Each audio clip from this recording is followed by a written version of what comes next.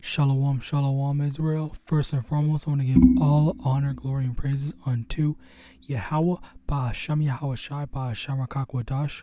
Double honors to the elders and apostles of great men.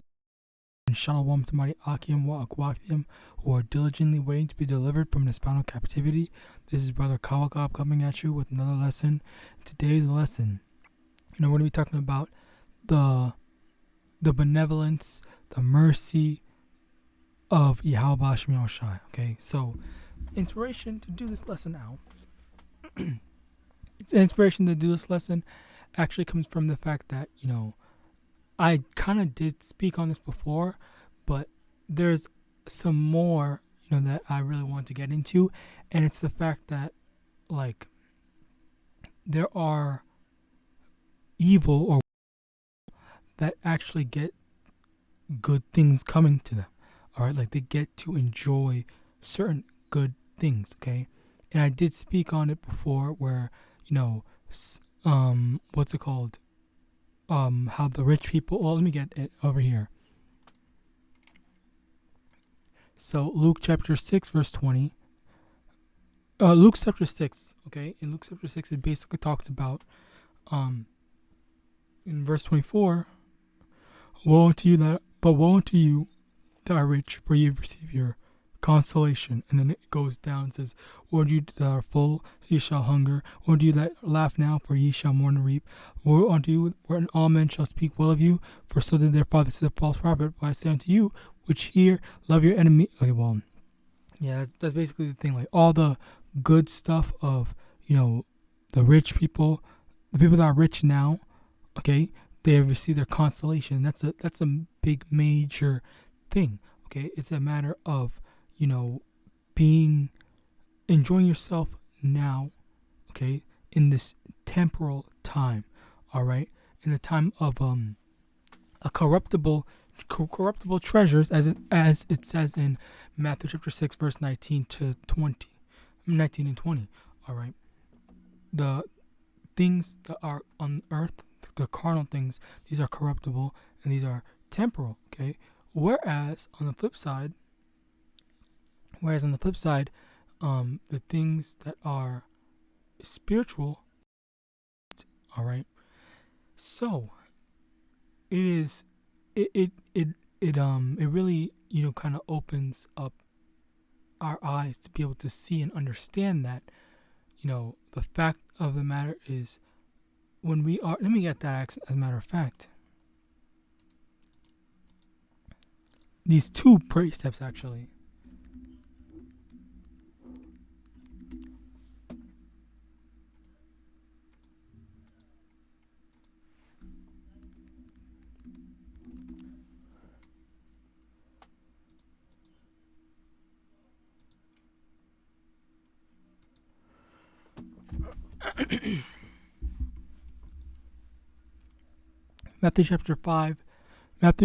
Revelation chapter 2 verse 9.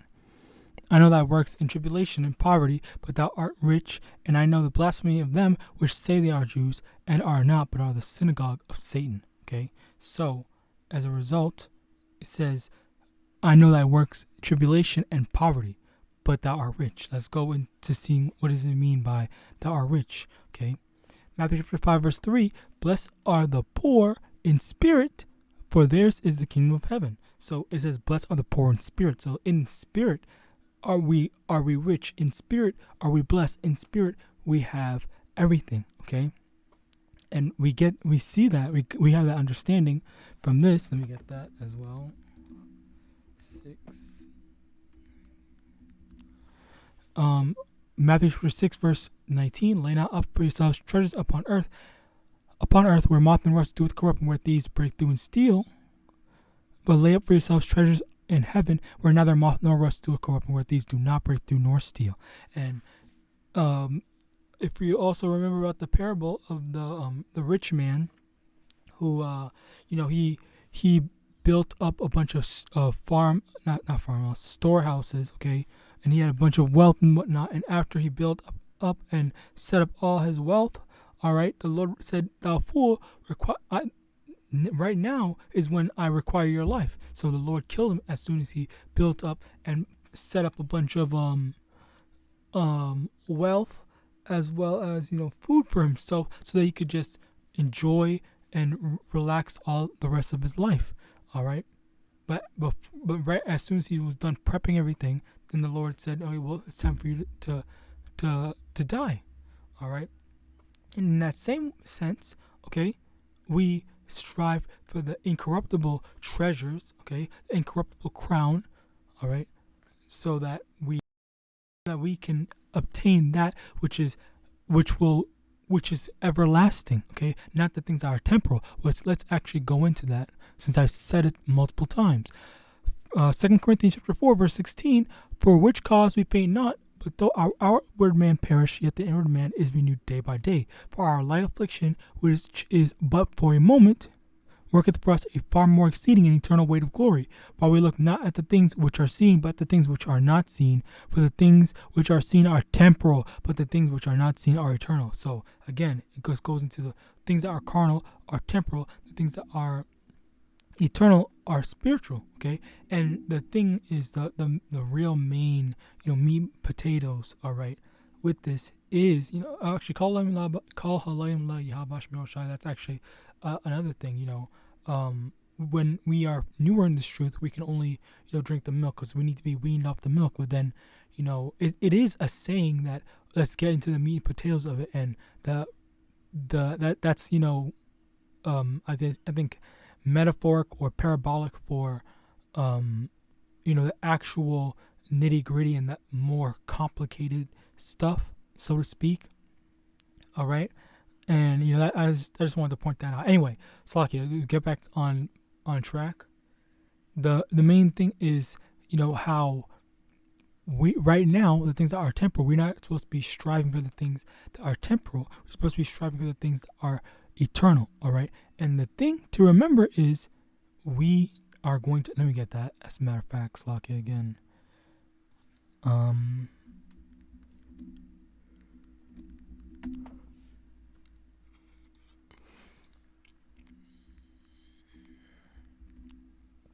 Proverbs chapter 30 verse 8, remove far from me vanity and lies, give me neither poverty nor riches, feed me with food convenient for me, lest I be full and deny thee, and say, who is the Lord? Or lest I be poor and steal and take the name of my power in vain. So we ask for the things that we ask for enough to help us get through, Babylon. We ask for enough that we can, have the things that we need, all right, as well as not have too much so that we don't get full of ourselves, thinking like, oh yeah, I got the power. Oh yeah, I can take care of this. Oh, anything, I'll just throw some money at it and the problem will go away. All right, we don't want to have that type of mindset. We want to remain humble, okay? Because what does the scripture say?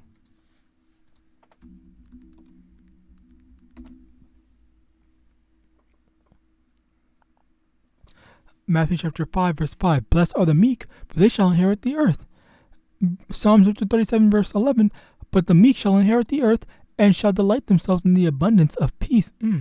That's why it's so important that we need to, not be so gung-ho on, power, all right? And, one of the major things about power is that it is primarily in Esau society, it is money is the primary source of power, all right, in Babylon, okay? It's not about how strong you are, because if that was the case, Israel would be on top. So as a result, we are not.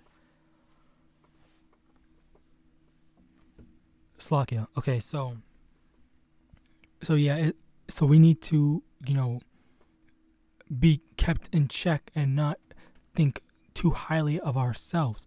All right. Let me see if I can actually get that. I'm pretty sure it's in Romans.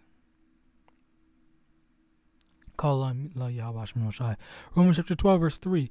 For I say, though the grace given unto me, to every man that is among you, not to think of himself more highly than he ought to think, but to think soberly, according as Yahweh hath dealt to every man the measure of faith. So we can't be thinking that, oh yeah, I'm the top dog, I'm the hottest ish and whatnot. We need to think like, okay, you know what? Let me not get full of myself. Let me not think, oh, I'm number one or whatever. All right, like there's no one above me. Like that's the type of mindset we have to avoid thinking. Okay, and I say all this in order to kind of the real like lesson I really want to bring out, which is, let's get this. Ecclesiastes chapter 7 verse 2. It is better to go to the house of mourning than to go to the house of feasting, for that is the end of all men, and the living will lay it to his heart. So that is the thing, like we need to be in the house of mourning. Okay, and that's the thing, like honestly, Kol Halayim La YAHAWASHI, I'm able to actually make this observation. Okay, but I've noticed, all right, that a lot of people, even people that are in the world, more people are more sucky. People are easier to talk to, all right, as they're not so full of some, arrogance and whatnot. But I will say that there are some people that are, in a lowest state that are still dumb. But outside, especially Jake, but outside of that, there are people that are that are in a lowest state in the house of mourning. Okay, maybe not necessarily in the house of Yahweh as well as the house of mourning, but in a lowest state that are more willing to be like open to hearing people. Like they are humble. Okay, they are meek. They are able to say, okay, you know what? Let me take a step back and kind of acknowledge, what is this person trying to say? Maybe what they're trying to say is, actually, something that I can apply, or something that is something to note. All right, and that's the thing. Like it is so much. It's so important for us to be down to earth, as the saying goes, as well as just not thinking that like I cannot learn from anyone else. Okay, like you need to get that arrogance out of you. All right, what does the scripture say? All right, let me get that.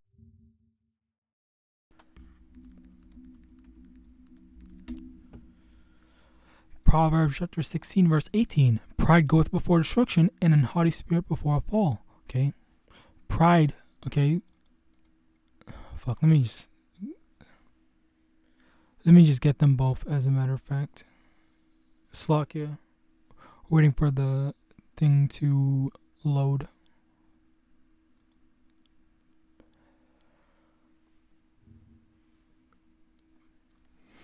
I want to get both of them. If my thing can go faster.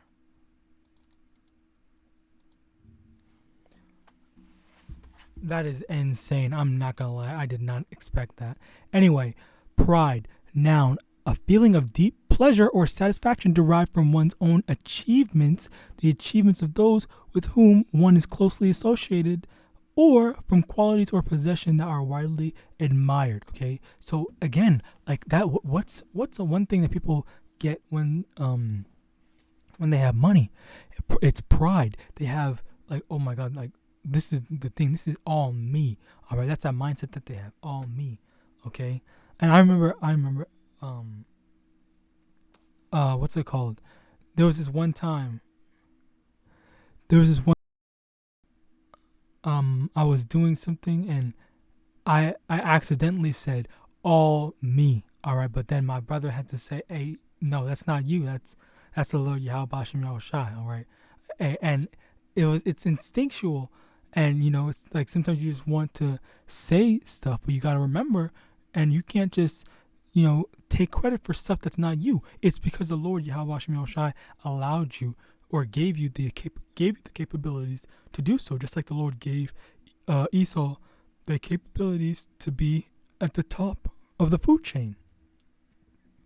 So in addition to that, haughty, arrogantly superior and disdainful. Okay, so say basically the same thing.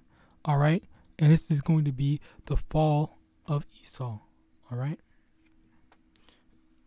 that pride and haughty spirit. Ecclesiastes chapter 8 verse 11, because sentence against an evil work is not executed speedily, therefore the heart of the sons of men is fully set in them to do evil.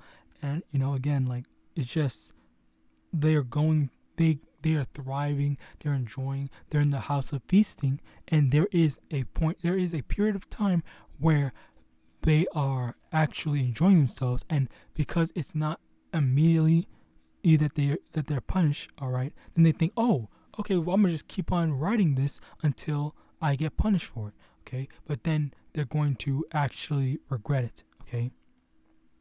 But as of right now, they don't care about the consequences. It's that, and it is in that live now, regret later mindset. That's a Babylonian, okay, trademarked. Ecclesiastes chapter 1 verse 18, for in much wisdom is much grief, and he that increaseth knowledge increaseth sorrow. Oh, that's another thing I want to talk about. So, like, a lot of times, you got these people with their pseudo wisdom, all right?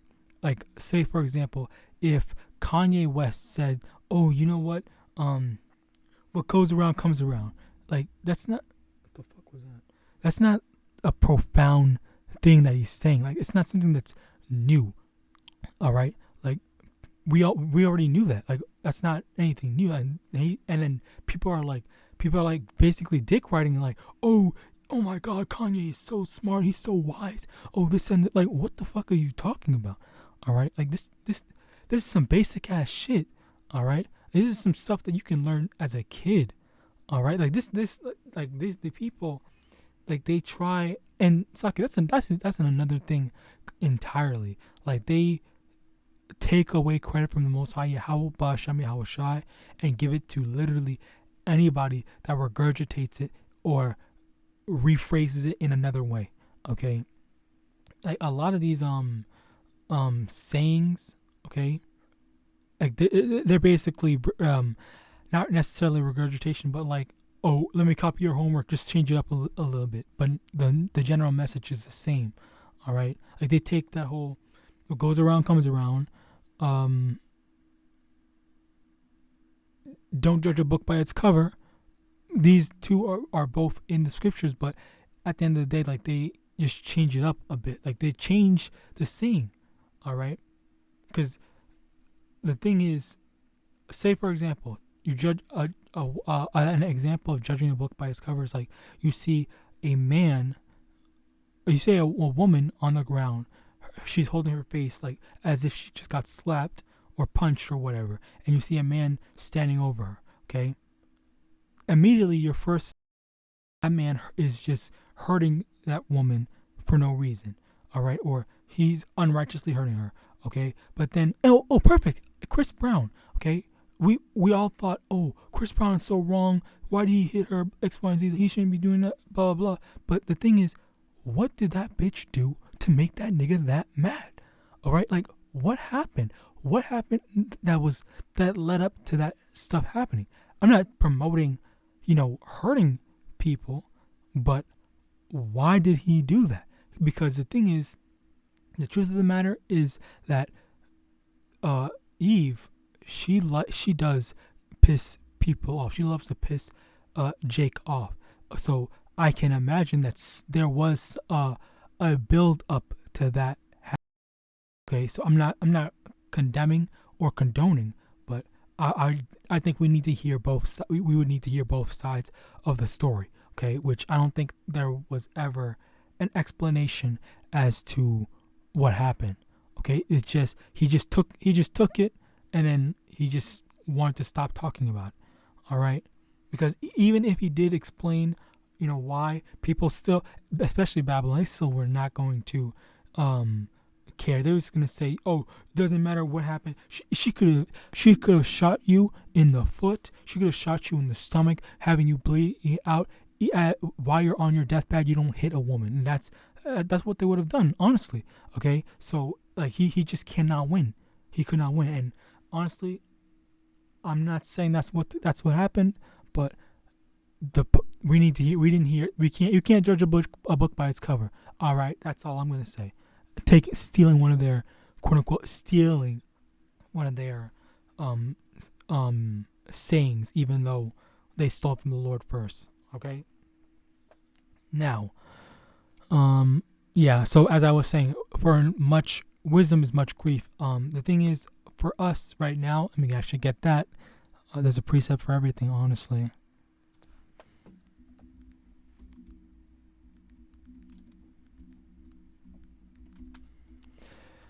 Zechariah chapter 13, verse 8 and 9. And it shall come to pass that in all the land, saith the Lord, 2 parts therein shall be cut off and die, but the third shall be left therein. And I will bring the third part through the fire, and will refine them as silver is refined, and will try them as gold is tried. They shall call on my name, and I will hear them. I will say, it is my people, and they shall say, the Lord is my power. So the thing is, we are going to be put, as the hopeful 1/3, the hopeful elect. Okay, we're going to be put through the fire. We're going to be in the house of mourning. We're going to be grieving. We're going to be, increasing in sorrow. Okay, but the thing is, we are being tried. We are being put. Okay, so that we can grow. All right. We need to honestly be able to accept that. All right. Because the Lord clearly wants best for us, okay? So let me get that.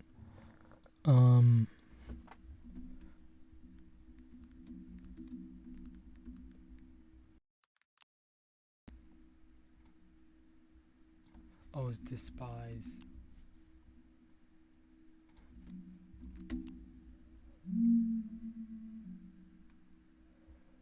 Proverbs chapter 3, verse 11. My son, despise not the chastening of the Lord,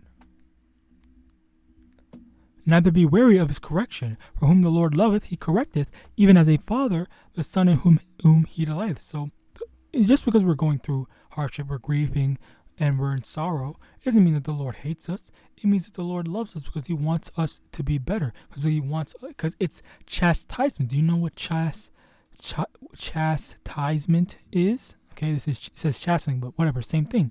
Okay, of a rebuke or misfortune, having a restraining or humbling effect. Okay, let me just put chastisement instead.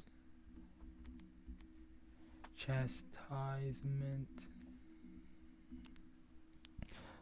A severe criticism or punishment. His bad behavior invited chastisement. So basically, okay, it's like, a father, mother, whatever, punishing their child when they do something wrong. Okay, it's correction. All right, and this is how, this is how we are being corrected. This is how we're improving by the Lord, showing us when we went off, okay, when we served other gods, okay, we were going off. So as a result, here I want you to learn your lesson. Not do this, not do that. Okay, don't do this, and it goes even deeper than that. Not just from that, but I guess from an individual level. Some of us have different individual problems. Okay, and the Lord wants us to work on that. All right. Speaking for myself first and foremost. 1 Peter chapter 4, verse 17. For the time is come that judgment must begin at the house of Yahawah, and if it first begin at us, what shall the end be of them that obey not the gospel of Yahawah? So even then, like, we're going through the house of Yahawah, the hopeful house of Yahawah. We're going through stuff now. Okay, we're going through the punishment now. Okay, if the judgment starts at us, what then shall be the end of them that obey not the gospel of Yahawah, which is the 2/3, the heathens, Esau, whatever. Okay, so all of them. All right, how much worse is it going to be for them? All right, this is the thing that we need to take note of. This is the thing that we need to remember. All right, in all honesty, things are smooth for us. Okay, the Lord is being soft, all right, compared to what He's going to do to the heathens for what they've done to us. Okay.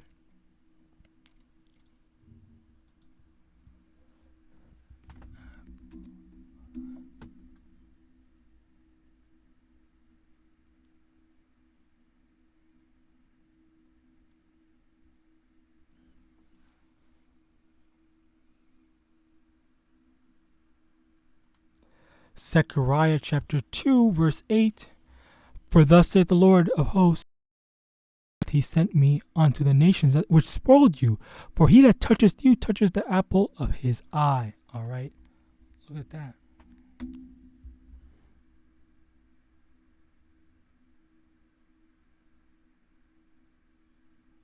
I can find it. What was it? I can't think of the wording. Slakia. Moving on, Matthew chapter 25 verse 30. And cast ye the unprofitable servant into outer darkness. There shall be weeping and gnashing of teeth. Okay, let me go over here. Is better. Matthew chapter 24 verse 48. And if that evil servant shall say in his heart, My Lord delayeth his coming, and shall begin to smite his fellow servants, and to eat and drink with the drunken, the Lord of that servant will come in a day when he looketh not for him, and in an hour that he is not aware of, and shall come asunder and appoint him his portion with the hypocrites. There shall be weeping and gnashing of teeth. So, that's the thing. Like, this is for the 2/3 as well as the judgment, saying the judgment of the heathens, okay, as well as Esau, by extension. Yeah, and the fact of think of gnashing, the word gnashing the teeth. All right, I want to see if I can find a YouTube video.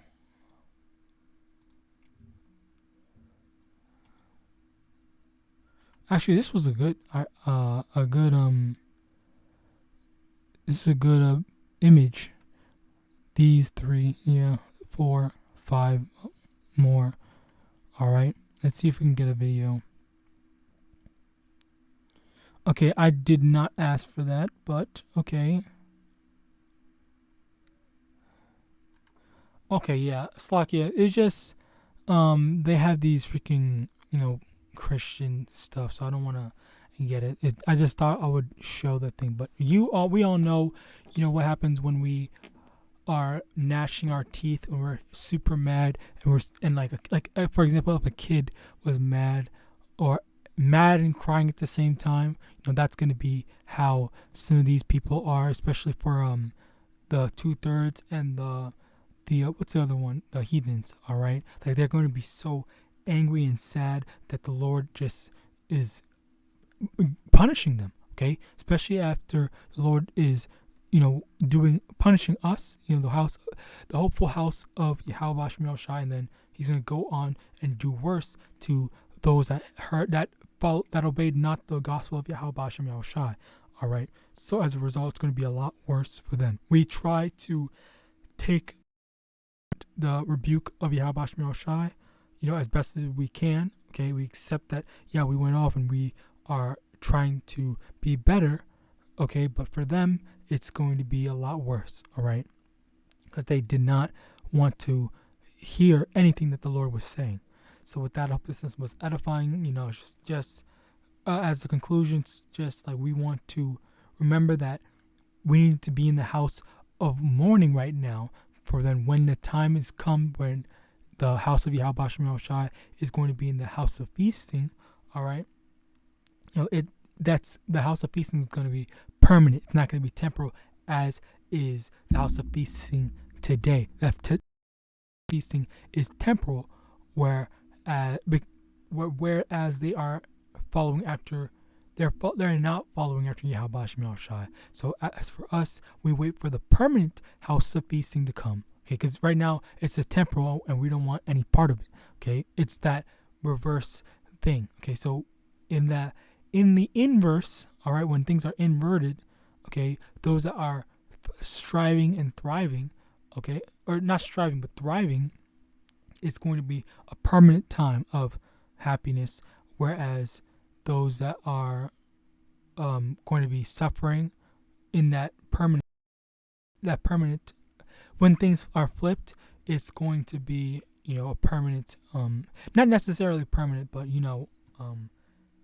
they're just not going to get to enjoy themselves anymore, but they're going to have to answer and be punished. So with that, I hope this was edifying. I want to give all honor, glory, and praises unto Yahawah, BaHashem, YAHAWASHI, BaHashem HaKakwadash. Double honors to the elders and apostles of the great millstone, DTA, Abad, Babal, and Shalom.